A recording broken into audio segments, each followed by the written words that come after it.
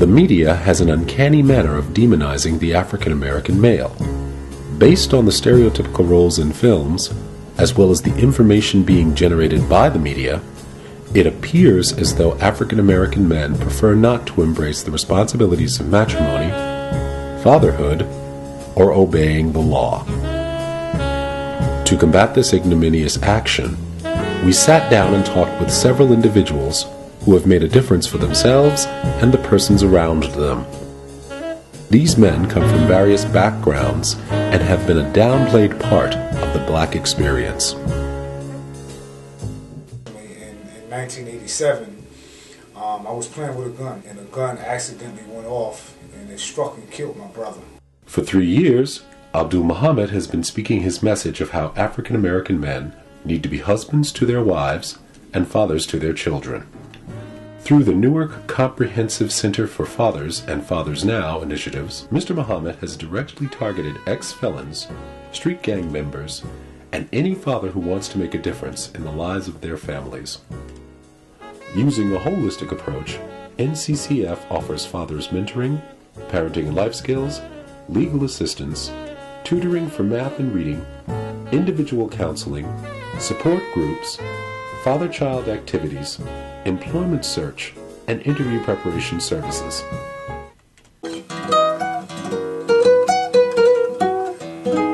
Joshua Paul Thompson has been a longtime producer and collaborator with R&B crooner Joe, as well as various platinum artists including Aretha Franklin, Babyface, George Benson, Alicia Keys, and Luther Vandross. She said, "Here I am!" Yes, sir! Hey! Yes, sir! You better know who you are! Yeah, go. You better know who you are! Yes, sir! The author of 20 books involving Christian empowerment, Dr. William D. Watley, has been the instrument of improvement within both the city of Newark and the world community. For 26 years as the senior pastor for St. James AME Church, Dr. Watley has implemented multiple streams of community outreach including Visions Academy Charter High School, the Blake House, St. James Towers, G-Men meetings, New Life Ministries, Noonday Service, and various Bible studies. Having obtained multiple theological degrees and accolades, Dr. Watley also holds a Master of Philosophy and a Doctor of Philosophy from Columbia University.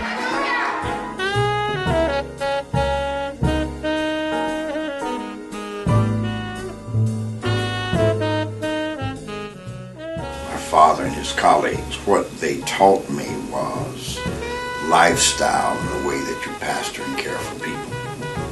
And so, because I grew up in a preacher's household, because my father's friends were preachers who visited in and out the house, because they, as people used to say, took a liking to me. I got an inside view of what it meant to really be a Karen. Remember, there's a difference between a pastor and a preacher.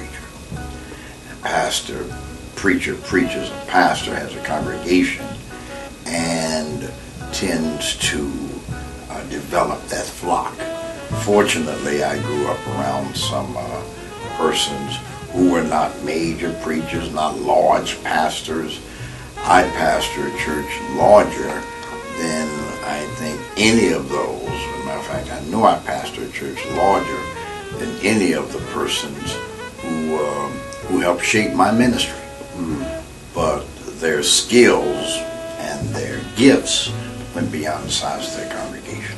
My grandfather was definitely my number one role model. Okay. I admired him a lot.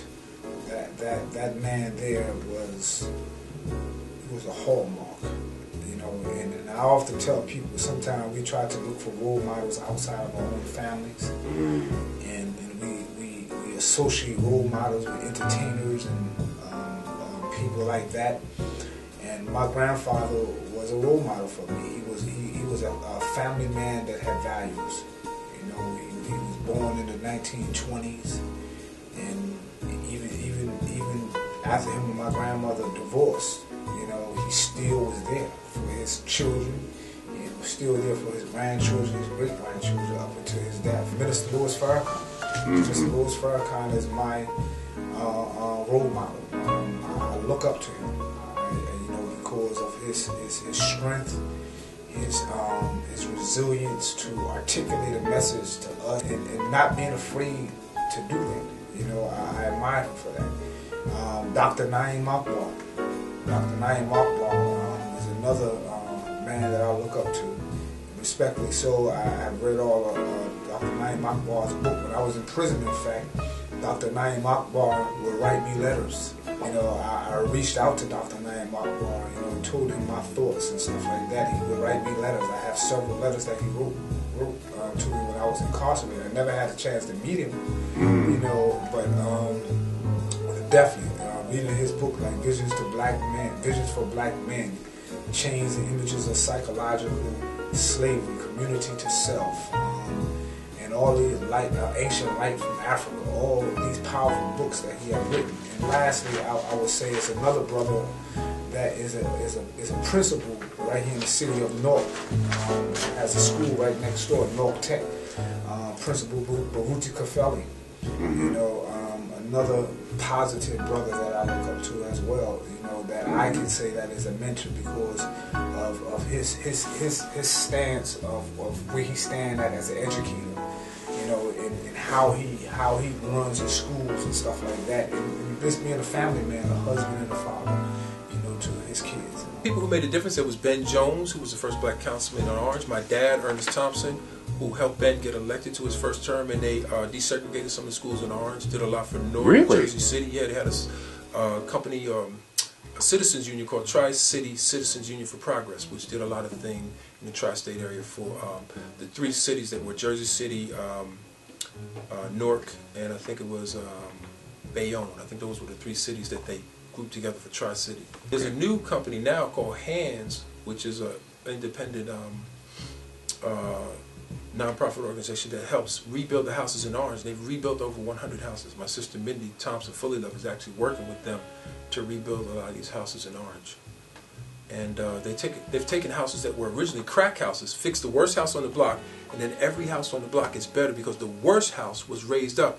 So the people who were here, now they moved up because they say, hey, they fixed that house up, I got to keep my house nice. So they take their house even higher.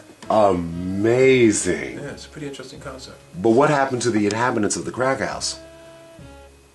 They cracked out. I don't know. I don't know what happened to them. I think some of them had abandoned the houses, or they were about to be out because of different problems with drugs or whatever. But when they rebuilt the houses, young black families or Hispanic families were able to come in to low-income housing, but affordable and good quality housing at a reasonable price where they could work within the boundaries of their modest incomes. And they were able to now have a real home, and they want to take care of it because now they have a neighborhood. So it's building a neighborhood pride thing by having people invest in their home.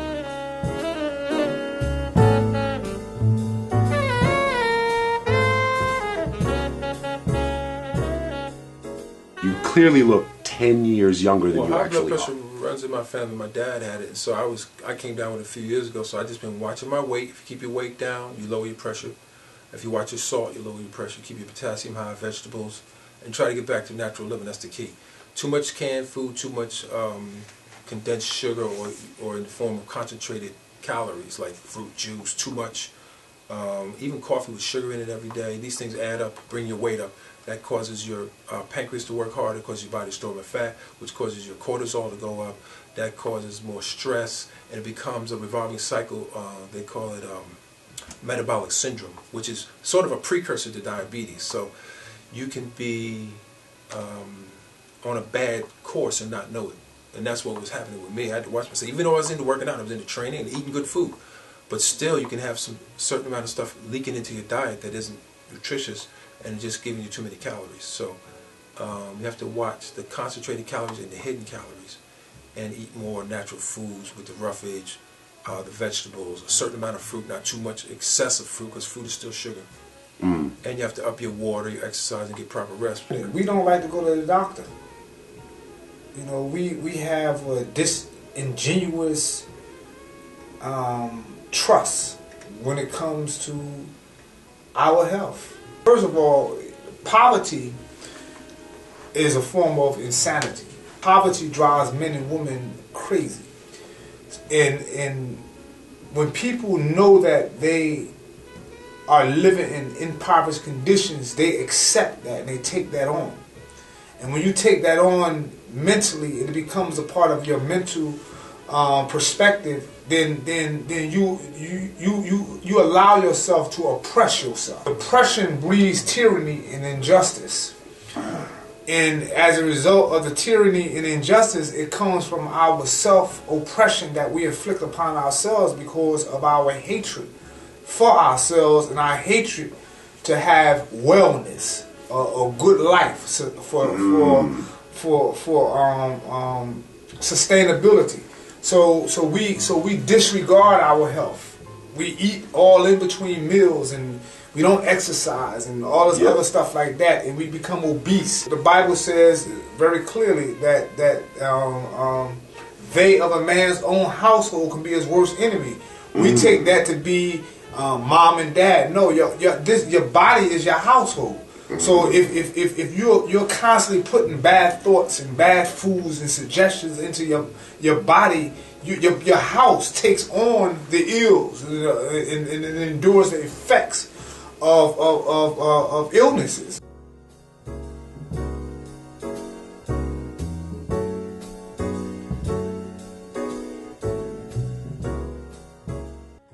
It's been my opinion that society goes out of its way to separate the African American male from the African American female.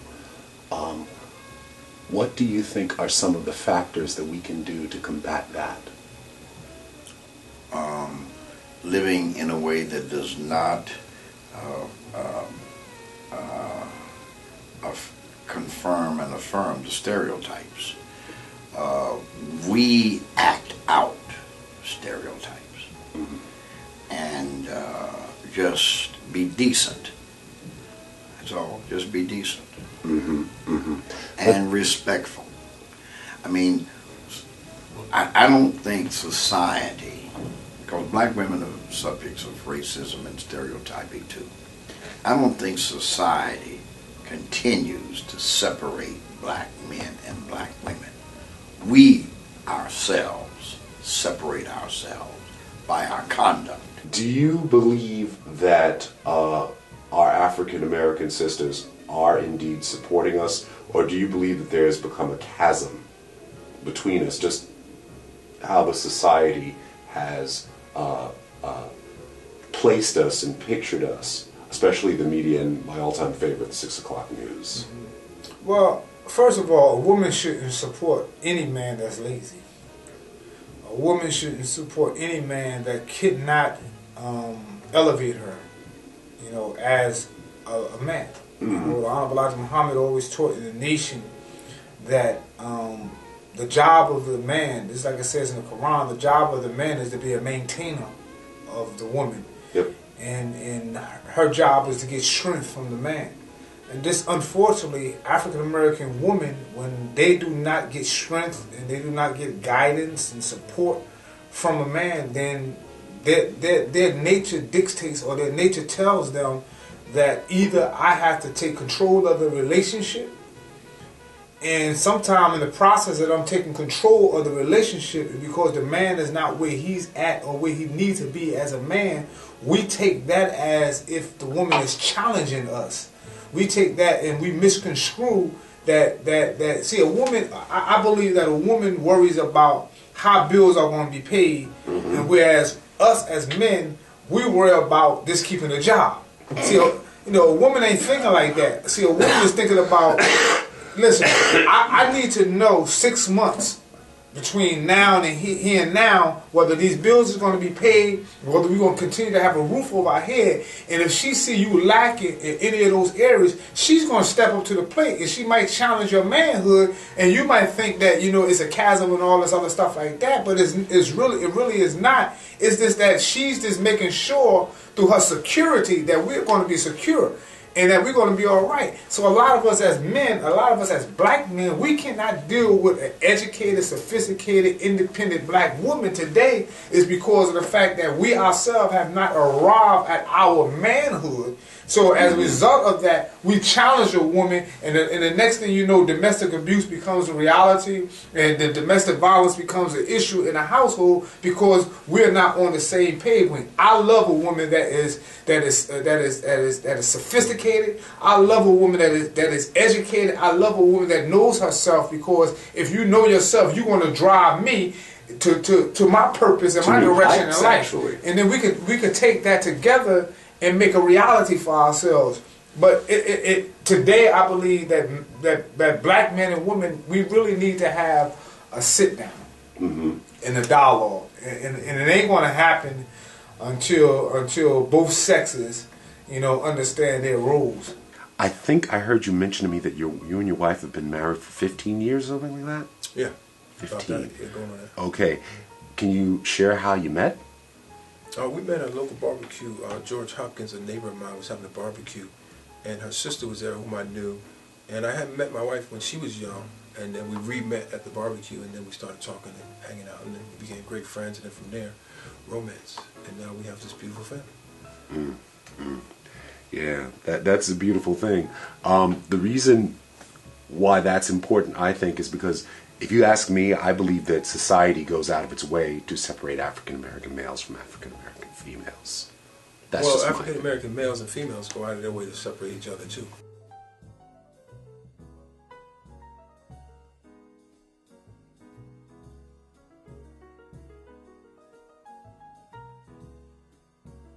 About, number one, about being the head of your family, being respectful to your mate, and about being a good provider for your children, and for understanding in our life that your family comes after you're called to God, and church is a job. No job ought to be put before your family. So, and I think I tried to balance being loving and being strong. He and I are very close, and so we have we talk quite often.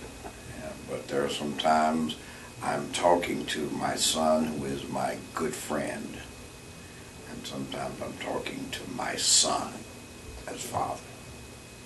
And we know the distinction. If your father were here right now, what would you say to him? Oh, wow. Do you think I did good, Dad? I don't know. Everybody wants to impress their dad. It's the most probably wonderful feeling if you can make your dad feel good about you. Hopefully I'll be, someone that he thinks did good as a man, not just as a guitarist. But I would love him to hear my music and see what he thought about it, and more importantly, to meet my kids and be, happy for them. And I'm sure he would be overjoyed to meet the children. Absolutely. So those would be the biggest wishes that you could have. I forgave him for everything. Whatever happened to him, my mother, I forgave him. Because I knew at that point that I had to do what the scripture says: honor your mother and father, so that your days may be long. Days may be long. I realized that at that point. And the challenge was for me at that particular time, I had to be there for him in his health. And he was going back and forth to the hospital, and I would crisscross between Newark and Patterson, here and there, to go back and forth to the hospital to see him. We would get out, I'd go to the house, and he'd get out. And then this last time, he went to the hospital, signed himself out, and then I guess he just was tired. And he went home that day and went upstairs to his apartment, and he died, in the house. And I got the phone call, that my father had passed. And I got to Patterson, I got to the house, the body was still in the house. And me and my fiance, and I'm looking at her, and she looking at me, and the police is there, and they saying, you got to get the body out of here. And my father didn't have no insurance. My father, didn't have no savings. None of that. I was left as a child to step to the plate, and I had to think quick and fast to get the body out of there, to get it to a funeral home and make arrangements and get his brothers and sisters and nieces and nephews and everybody to the funeral. And I can candidly say, brother, I can candidly say, I sent the old man home the right way.